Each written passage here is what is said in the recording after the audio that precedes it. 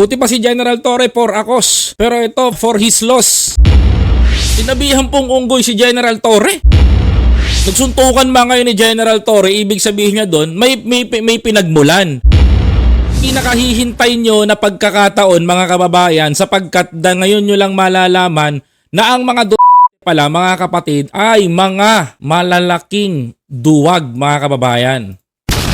Yes, tama kayo ng inyong naririnig sa akin ngayon dahil kalalabas lang po ng bagong pahayag nito ni Basti at ang kanyang bagong pahayag mga kababayan ko ay nagsasabing nagsasabing malinaw pa sa malinaw sa sikat ng araw mga kababayan ang kanyang mga sinabi.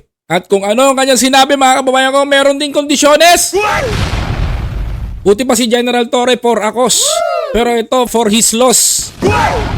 Talo ka agad mga kababayan ko. Wala pang drug test mga kapatid, positive na to.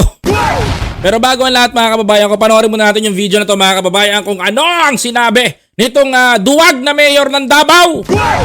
Ito ang pinakamatindi doon mga kapatid. Panoorin natin ang video na to. Huwag kang mag-alala, Torre, kasi matagal ko na talaga gusto makabugbog ng unggoy. Ano daw? Mga kababayan ko. Sabi dito ni matagal niya na daw gustong makabugbog daw ng unggoy. Sinabihan pong unggoy si General Torre. Okay lang. Mga kababayan ko. Ganun pa rin naman. Mga kababayan, kahit sabihan mong unggoy si Torre, duwag ka pa rin.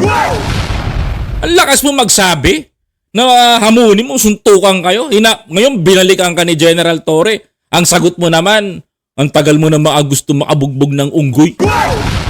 Talaga ba? Diyos ko naman. Ano unggoy ang tingin mo kay General Torre? Wala naman problema kung unggoy ang tingin mo sa kanya. Di naman ako kokontra doon mga kababayan ko. Papatulan ko ba yung ninyo? Pero malinaw sa taong bayan to, duwag ka. Duwag ka, oo, duwag ka doon Baste.